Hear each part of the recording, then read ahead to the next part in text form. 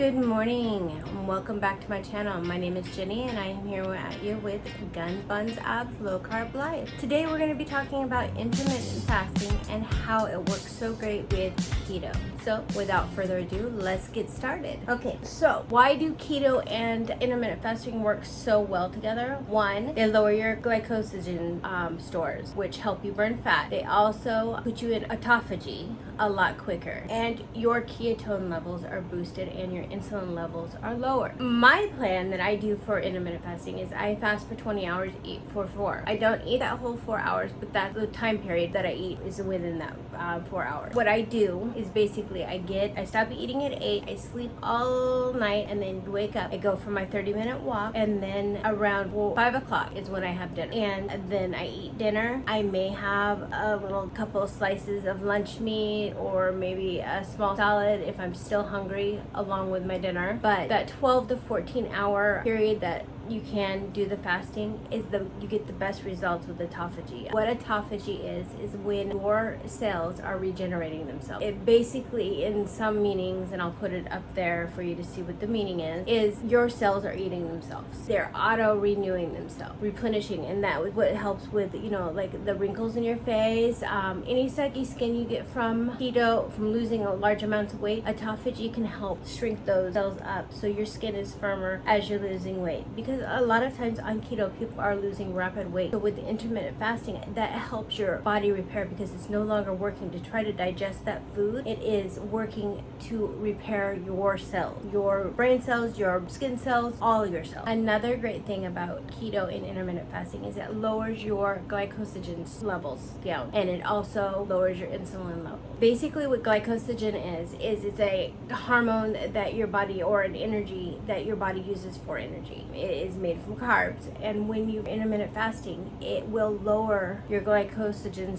stores down because you're not putting food in your body and raising up glycogen. What my routine is I do the intermittent fasting from 8 at night until 4 in the afternoon, 4 or 5 in the afternoon, and that is when I eat. But in the morning, I do a 30-minute walk, or I do a 30-minute routine up in my bedroom where I am doing a small amount of yoga poses and just burning off some of that glycogen store so that I am able to lose weight a lot quicker. And also I feel tons more energetic. Now, another thing that intermittent fasting and keto do together is they lower your insulin levels. You do not have that food coming in, even in the lower amount of carbs that we eat on keto. You do not have those carbs in, so your body starts using your fat to burn instead. And one thing I like about intermittent fasting and keto is the fat burning, because it does do so much. I have noticed when I started my intermittent fasting that my weight has dropped quicker, but not so much just the number on the scale. It's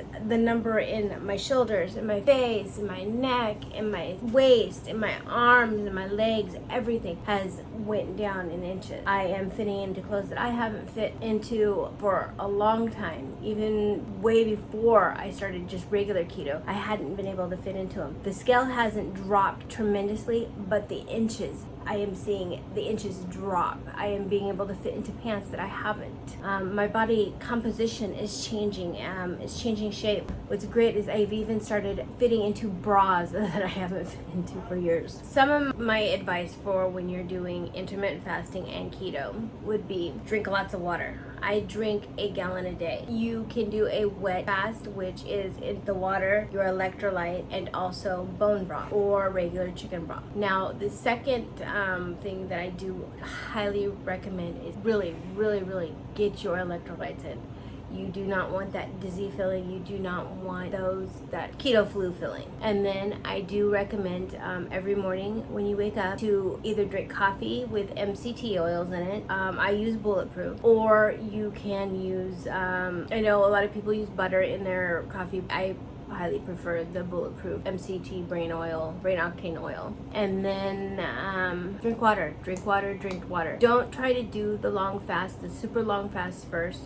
Start out with a 24-hour fast. Start out with a 16-hour fast. That basically you stop eating at a certain time, you wake up, you skip breakfast, eat lunch and dinner. It's the 2 meal a day plan. I am on the 1 meal a day plan. I do some 24 to 32-hour fasts, but during everything that we are going through right now, I would not recommend doing anything over a 32-hour fast, 33-hour fast there, just because you need the nutrients in your body to keep your immune system up and fight the pandemic that's going on in our country right now. And also, you don't want to get the keto flu symptoms and mistake them for any other symptoms that you could be having because you might have been introduced to the COVID virus. Another thing, when you do eat after you have had a fast, keep it something light. Like in the mornings or in the evenings when I eat, I do not eat a huge meal. I get full so fast, especially after I've become fat adapted. So I would recommend a salad, a protein, and use for your salad dressings vinegar and an olive oil or an avocado oil with some spice in it. Keep it simple, keep it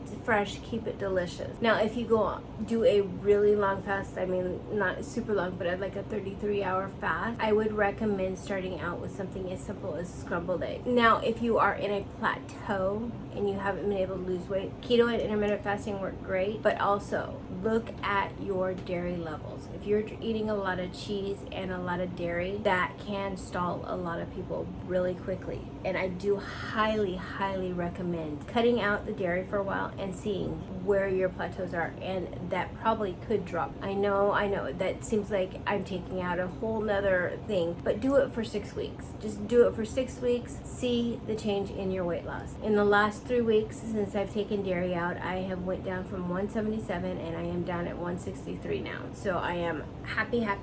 Next week I am going to go into my 5 healthy fats that I think you should buy every time you go to the store if you do not already have it in your pantry. And later on this week we're going to be talking about my 10 must-haves that I get every week grocery shop. I will catch you guys later.